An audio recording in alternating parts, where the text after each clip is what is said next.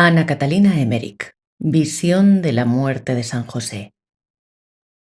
Cuando Jesús se acercaba a los 30 años, José se iba debilitando cada vez más, y vi a Jesús y a María muchas veces con él.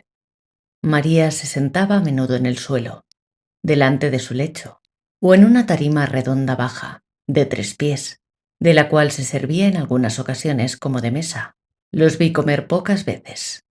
Cuando traían una refección a José a su lecho, era esta de 3 rebanadas blancas como de 2 dedos de largo, cuadradas, puestas en un plato o bien pequeñas frutas en una taza. Le daban de beber en una especie de ánfora. Cuando José murió, estaba María sentada a la cabecera de la cama y le tenía en brazos, mientras Jesús estaba junto a su pecho. Vi el aposento lleno de resplandor y de ángeles. José tenía cruzadas las manos en el pecho. Fue envuelto en lienzos blancos, colocado en un cajón estrecho y depositado en la hermosa caverna sepulcral que un buen hombre le había regalado. Fuera de Jesús y María, unas pocas personas acompañaron el ataúd, que vi, en cambio, entre resplandores y ángeles. Hubo José de morir antes que Jesús, pues no hubiera podido sufrir la crucifixión del Señor. Era demasiado débil y amante.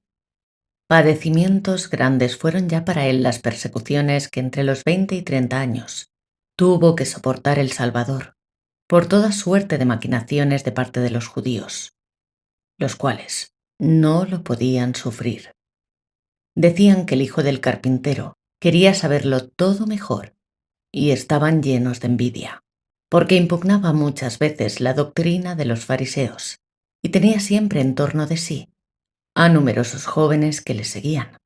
María sufrió infinitamente con estas persecuciones.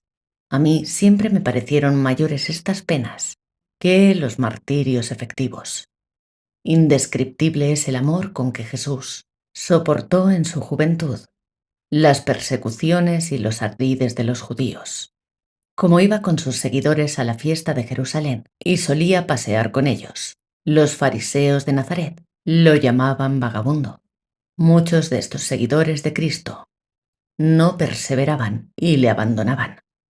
Después de la muerte de José, se trasladaron Jesús y María a un pueblito de pocas casas, entre Cafarnaúm y Betsaida, donde un hombre de nombre Leví, de Cafarnaúm, que amaba a la Sagrada Familia, le dio a Jesús una casita para habitar, situada en un lugar apartado y rodeada de un estanque de agua.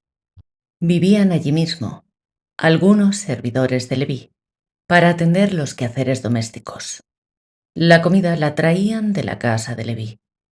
A este pueblecito se retiró también el padre del apóstol Pedro, cuando entregó a éste su negocio de pesca en Betsaida.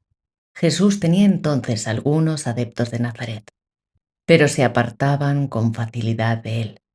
Jesús ya iba con ellos alrededor del lago y a Jerusalén a las fiestas del templo. La familia de Lázaro de Betania ya era conocida de la Sagrada Familia. Leví le había entregado esa casa para que Jesús pudiera refugiarse allí con sus discípulos sin ser molestado. Había entonces en torno del lago de Cafarnaúm una comarca muy fértil, con hermosos valles, y he visto que recogían allí varias cosechas al año. El aspecto era hermoso por el verdor, las flores y las frutas. Por eso muchos judíos nobles tenían allí sus casas de recreo, sus castillos y jardines. También Herodes tenía allí una residencia. Los judíos del tiempo del Señor no eran como los judíos de otros tiempos. Estos, a causa del comercio con los paganos, estaban muy pervertidos. A las mujeres no se las veía de ordinario en público, ni en los campos, a no ser las muy pobres, que recogían las espigas de trigo. Se las veía, en cambio, en peregrinaciones a Jerusalén y en otros lugares de oración. El comercio y la agricultura se hacían principalmente por medio de los esclavos y sirvientes. He visto todas las ciudades de Galilea, y allí donde ahora veo apenas 2 o 3 pueblitos, entonces había un centenar, y estaba lleno de gente en movimiento. María Cleofás, que con su tercer marido, padre de Simeón de Jerusalén, vivía hasta ahora en la casa de Ana, cerca de Nazaret. Al dejar María y José su casa de Nazaret, se trasladó a esa casa con su hijo Simeón, mientras sus criados y parientes quedaban en la casa de Ana. Cuando en este tiempo Jesús se dirigió desde Cafarnaúm a través de Nazaret hacia Hebrón, fue acompañado por María hasta Nazaret, donde quedó esperando su vuelta. María solía acompañar a su hijo con mucho cariño en estos cortos viajes. Acudieron allí José Barsabas, hijo de María Cleofás, que tuvo con su segundo marido Sabas, y otros 3 hijos de su primer marido, Alfeo, Simón, Santiago el menor y Tadeo, los cuales ejercían oficios fuera de casa.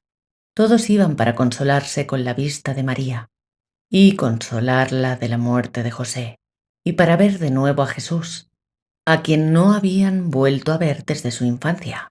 Habían oído comentar las palabras de Simeón en el templo y la profecía de Ana en ocasión de la presentación de Jesús en el templo, pero apenas sí las creían, y por esto se unieron a Juan el Bautista, que había hecho su aparición en esos lugares.